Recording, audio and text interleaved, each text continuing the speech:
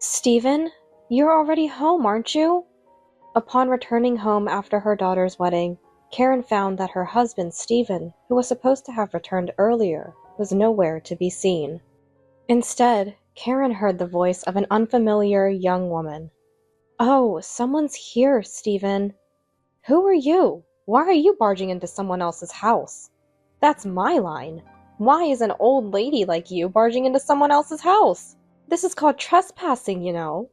The woman unapologetically called Karen an outsider. Then Stephen, wrapped in a bathrobe, appeared from the bathroom. "What? You're already back?" Stephen glared at Karen as if she were something unpleasant. "What's going on? Why is there a woman I don't know in this house?" "I'm going to be Stephen's wife soon. You're in the way, so please leave." Confused by what the woman was saying, Karen looked at Stephen with pleading eyes. "That's right. She's Margaret, a subordinate from my company. I've decided to marry Margaret, so I want you to leave this house immediately." Stephen said this matter-of-factly. "I refuse. Do you have any idea how much I've devoted myself to you? This house is mine, the land and the property. I earned everything. You have no say in this." "Way to go, Stephen. It's cool how you can say it so clearly. Now that you understand, hurry up and pack your things and leave this house."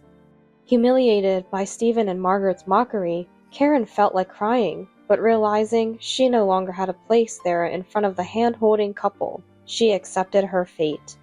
With the divorce papers already filled out in her bag, Karen left the familiar home, walking into the pouring rain. "My name is Karen. I am a 52-year-old housewife who supported my workaholic husband, Stephen, while raising our only daughter. After graduating from college, Ashley worked for a trading company but struggled to find a good match. Maybe I'm just not good at love," she would say, somewhat disheartened. Recently, however, she was recognized by a young entrepreneur from a client company and got engaged. I was relieved. I had hoped to enjoy a leisurely retirement with Stephen. However, "Hey Karen, is dinner not ready yet? I'm starving after coming back from work." "I wasn't sure when you'd be home." "No excuses! A good wife would have dinner ready no matter what time I come home." "What's this meal? The meat is tough. Haven't I always said I like it tender? Think about how it's cooked and start over from scratch. At least have the bath ready before I get home. You're a housewife. You must have all day, right? Show some initiative. Who do you think provides for you to eat every day?" Stephen always had this way of asserting his superiority over me, but given his important role as a sales director in a large corporation, Stephen did have a good salary. It's true that his income allowed our family to live comfortably, which is why I couldn't talk back to him with much force. My concerns weren't just about Stephen. One day, when I noticed regular large withdrawals from our joint account, I asked Stephen about it. "Sorry, Karen. I didn't want to worry you unnecessarily, but Melissa, who lives at my parents' house, insisted she desperately needed the money." And he replied with a troubled look and a sigh. Stephen's sister, Melissa, had been married at one point, but due to a falling out with her in-laws, the marriage ended in just a few years. Now she was back living at their parents' house. Since Melissa took care of Stephen when their parents were busy with their jobs during their childhood, even the usually arrogant Stephen couldn't be firm with her. "Melissa is really struggling. She's always been careless with money. If she wants something, she buys it without thinking ahead, which is why she's always broke. I think her spending habits were a big reason her marriage didn't work out. She always relies on me because I have a good job and position." I totally agreed with Stephen's opinion. I thought Melissa saw Stephen merely as a convenient wallet. Even at family gatherings at our parents' house, Melissa, always relying on Stephen, would just smile and never say thank you when our eyes met. When I mentioned this to Stephen as we were leaving, he, gripping the steering wheel, said, "Melissa's rudeness isn't new, but you're right, not saying thank you is bad. I'll speak to her about it later." I might be wrong to say this to Stephen, but I find her difficult. The money we give her every month was supposed to be saved for Ashley's wedding. Over time, I started referring to my sister-in-law not by her name, but as her, and Stephen didn't blame me for it. Instead, he understood my feelings. If you're uncomfortable with Melissa, you don't have to force yourself to see her. From now on, I'll go to family gatherings alone. You don't have to meet Melissa anymore, he said in an unusually gentle tone, which made me feel relieved. Ashley, my daughter, seems to become more beautiful as she gets engaged, which might sound odd coming from me, her mother. Ashley has always been serious, focusing solely on her career at the trading company, even as her friends got married one after another. Half jokingly, I said, Ashley married her job. I've always been worried as a mother because Ashley never seemed interested in men. But when Ashley said she wanted to marry someone, you're joking, right? I couldn't accept it right away. And it turns out the guy she's talking about is in his 20s, started his own company, and climbed to the top position in the country as an entrepreneur. Are you sure it's okay to marry such an ideal person? I couldn't help but ask Ashley, recalling Stephen's arrogance. Ashley laughed and said, It's fine. Unlike Dad, he's proactive about cooking and cleaning. He promised we'd work together on things we can do as a couple. When my daughter's fiancé, Richard, came to greet us, he maintained a humble demeanor throughout the visit, making us feel almost embarrassed by his modesty. He greeted us politely from start to finish. Please allow me to marry Ashley. Stephen, perhaps because of his position as a director of a top company, felt a competitive spirit towards his daughter's fiancé and asked in a condescending tone, Is your business doing well? But Richard, unfazed, replied, I hope to have a good relationship with you, not just personally, but also professionally. Faced with such a response, even Stephen, with his achievements as a sales director, found no reason to refuse. I look forward to working with you. For once, the usually arrogant Stephen smiled broadly and was polite to someone else. I hope this will soften Dad's personality a bit, Ashley whispered with a laugh. That would be nice, I chuckled along, saying. However, as Ashley's wedding approached within 3 months, Stephen's attitude towards me became even colder than before. Why didn't you iron my shirt? Look at this shirt. It's all wrinkled. I'll be laughed at by my clients. I prepared another shirt as usual. Isn't that okay? Today's clients aren't ordinary. They're important customers who could influence the future of my company. I can't just wear any regular shirt. Then you should have told me yesterday. It's difficult for me when you suddenly demand things. Frustrated by Stephen's one-sided criticism, I couldn't help but retort sharply. Then, why are you acting so high and mighty? Can't even properly iron a shirt and you call yourself my wife? A real wife would know what shirt her loving husband needs to wear without being told. I can't deal with such unreasonable demands. Holding back tears, I hurriedly ironed the shirt. Here, it's done. Is this okay?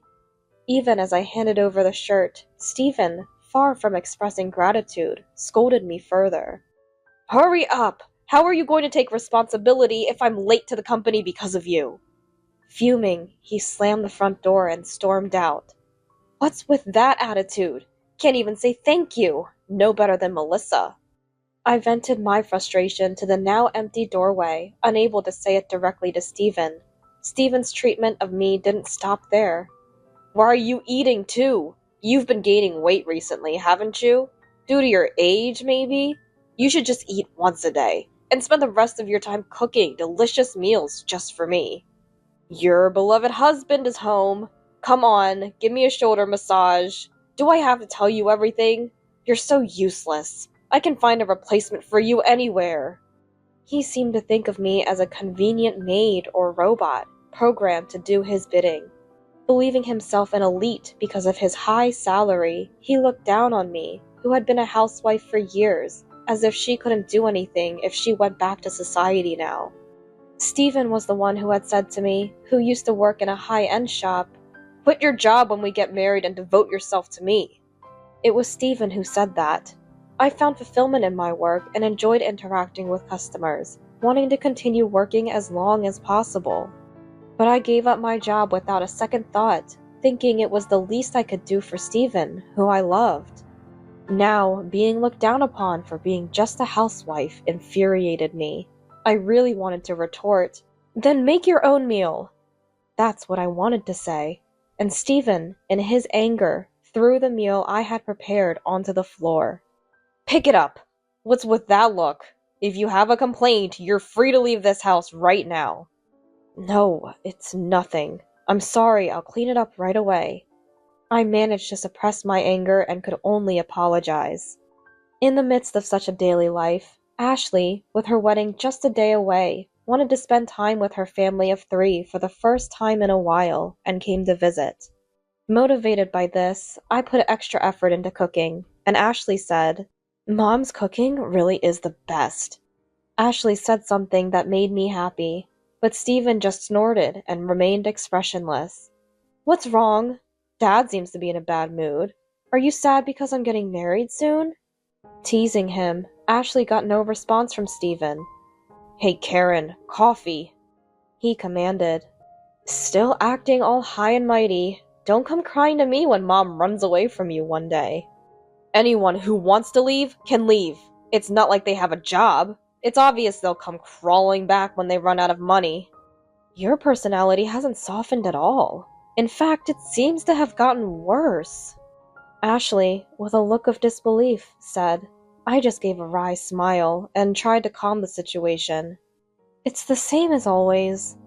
The doorbell rang and Ashley said, "I'll get it." She went to the entrance and came back with a small rectangular box in her hand. "The sender's name is Margaret. Dad, do you know her?" Stephen immediately stood up and demanded, "Give it to me," trying to snatch the package away, but Ashley quickly covered the package with her body and said, "What's the rush, Dad? You seem suspicious. Mom, open it and see." She handed me the small box. As I was about to unwrap the box, "Stop!" Stephen tried desperately to stop me, but Ashley countered, "If there's nothing to be guilty about, then it should be fine." Stephen, lost for words, finally gave up resisting. Such a bold tie pattern. I wonder what occasion it's meant for to be the right choice. The tie in the small box was incredibly flashy and seemed entirely out of character for Stephen. "Right, that's the tie I was planning to wear to Ashley's wedding tomorrow. I remembered. I had asked one of my subordinates to buy something nice if they found it." Stephen answered so quickly it was surprising. However, I quickly doubted what he was saying. "That's odd. You wouldn't choose such a flashy tie for a wedding, would you?" "It's definitely strange. What kind of taste does the subordinate who chose this tie have, I wonder?" Ashley also looked at Stephen skeptically and pressed, "What's the deal, Dad?" And I pressed the issue. "Right, sending such a tie for a wedding. The young people these days really lack common sense." I took out my mobile phone, intending to call the contact listed as the sender. "What are you doing? Stop it!" "Even if it's a mistake, they went to the trouble of buying and sending a tie for you. It's only right for me, as your wife, to thank them." "Stop it! Don't embarrass me like that. No, since I asked them, I'll thank them myself." Saying this, Stephen forcibly took the mobile phone from my hand. "Why are you so flustered? It seems like you're desperately trying to hide something. Are you doubting me? A useless housewife doubting her husband who earns the money? If you're doubting me so much, it must be you who has the guilty secret, right?" "Why would you think that? I'm just worried because you're acting differently than usual, that's all." "So you're trying to shift your guilt onto me? So you do have something to hide from me. If you hate me that much, you can leave right now." Stephen always resorts to saying leave whenever something comes up.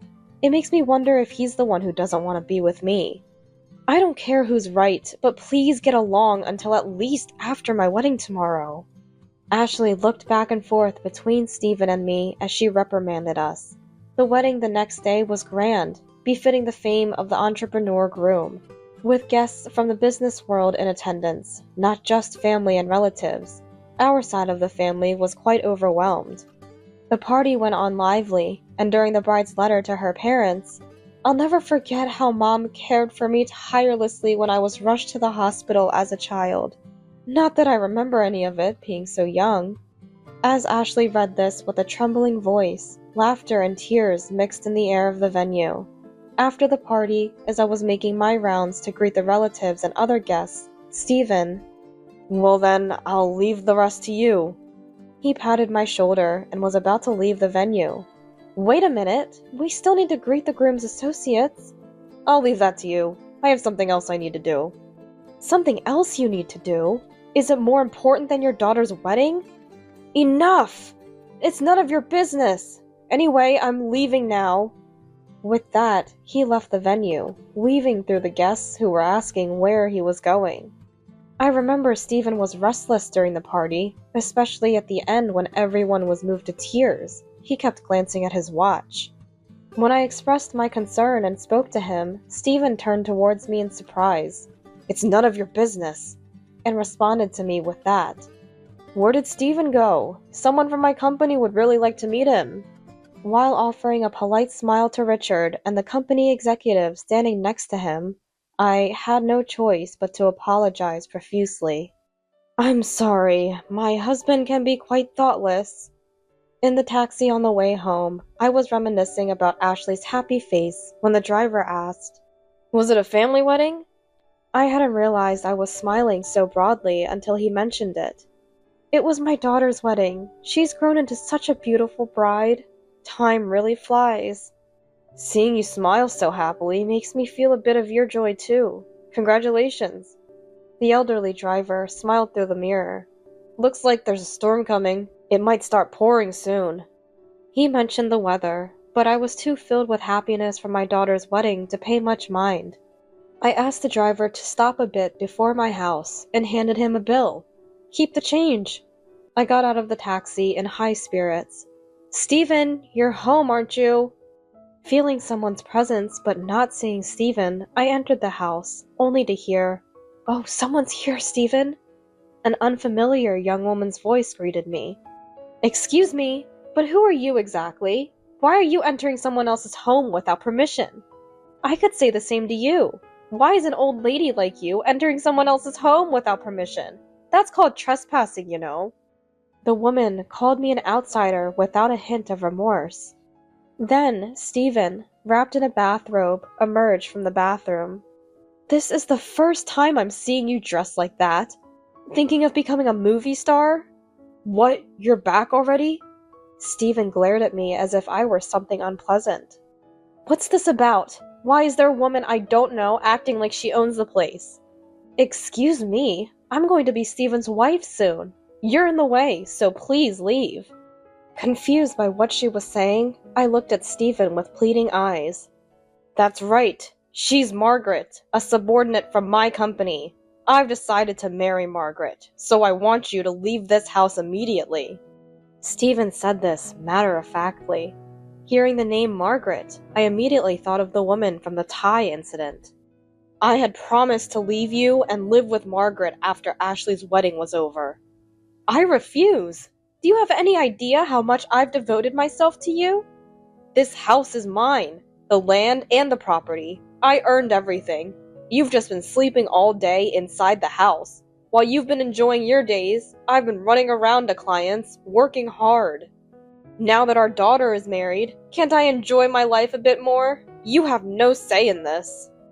Way to go, Stephen. It's so cool that you can speak your mind like a real man. Now that you understand, hurry up and pack your things and leave this house.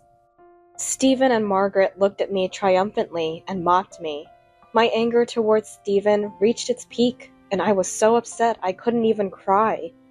Realizing I had no place there anymore in front of the hand-holding couple, I knew I had to leave. Stephen handed me the filled-out divorce papers, and I had to leave the home I was so familiar with. As I opened the front door, a gust of wind brought in a heavy rain. Caught off guard, I couldn't bring myself to go back inside for an umbrella, and started walking in the rain, slumped over. The cheerful cheers from the wedding venue just 2 hours ago seemed drowned out by the sound of rain hitting the asphalt, and I couldn't tell if the water streaming down my cheeks was rain or tears. The unpleasant sound of water rushing down the drain made it seem like the 30 years I spent with Stephen were being washed away just as easily. Lost and without direction, I found myself sitting on a swing in a park in the pouring rain, my mind blank. Then, a woman, entering the park, offered me her umbrella. "Come under the umbrella, you'll catch a cold," she said to me. "What are you doing out here?" The person who approached me was my sister-in-law, Melissa. "What am I doing here? That should be my line. Stephen has really made a foolish move, hasn't he? Leave the rest to me." Melissa then smiled cunningly.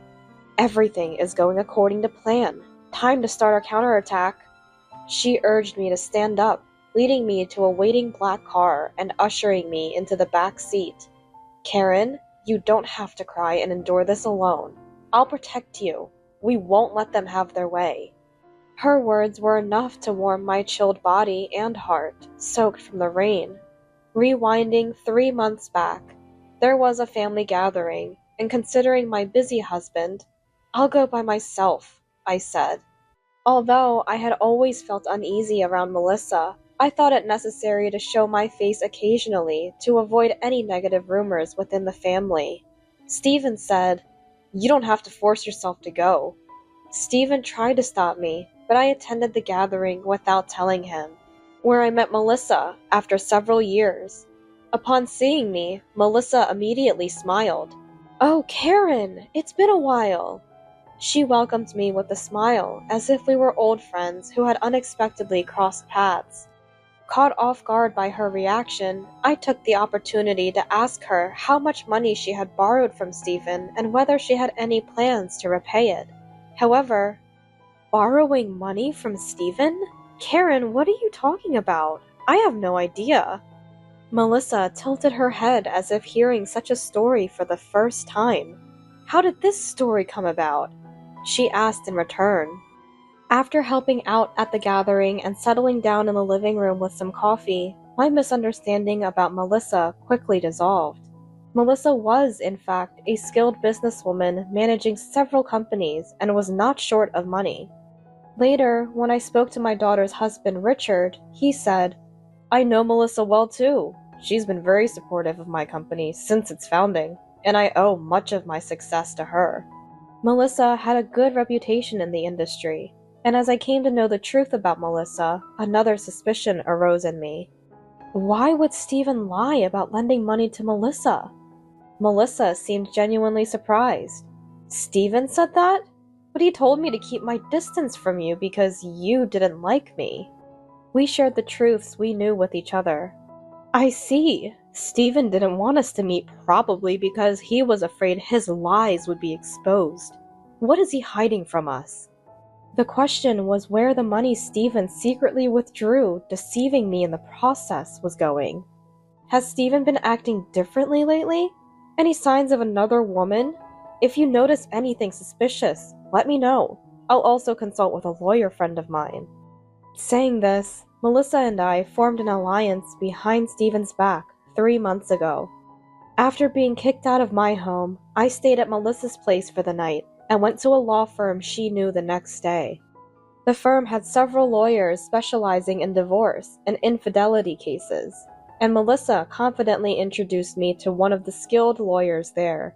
It turned out Melissa had already briefed the lawyer about the situation 3 months prior, and the lawyer had hired a private investigator to look into Stephen's affairs. "We've just received the investigation report. Over the past 3 months, your husband has had multiple secret meetings with a subordinate named Margaret in hotels. There's no mistake. We have solid evidence. And there's more. We tracked the money flow and found that right after withdrawing money from the bank account, your husband would buy luxury brands for Margaret or take her on trips." Hearing the lawyer's report made Melissa and me feel embarrassed beyond belief. Moreover, the money was from the bank account we had saved for our daughter's wedding, which Stephen had withdrawn without permission and blamed on Melissa's supposed debts. "I don't consider such a person my brother anymore. I won't hold back against him." Melissa seemed angrier than I was. and together with a lawyer, we confronted Stephen and Margaret at their home. Faced with the unexpected team-up of Melissa and me, Stephen tried to flee. "Stephen, don't run away! What kind of old man behaves like this?" His own sister berated him fiercely, and he reluctantly returned to the living room. We presented the investigation report and the detailed account of the money flow gathered by the lawyer as evidence against them. "Thanks to forming an alliance with Melissa, all your misdeeds have been exposed."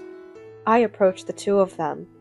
"Bringing up such things now was insane. You knew I was seeing Margaret, didn't you? We weren't hiding our relationship." "Exactly. We made our relationship public last night. Now that your annoying daughter is married, we can finally be a legitimate couple."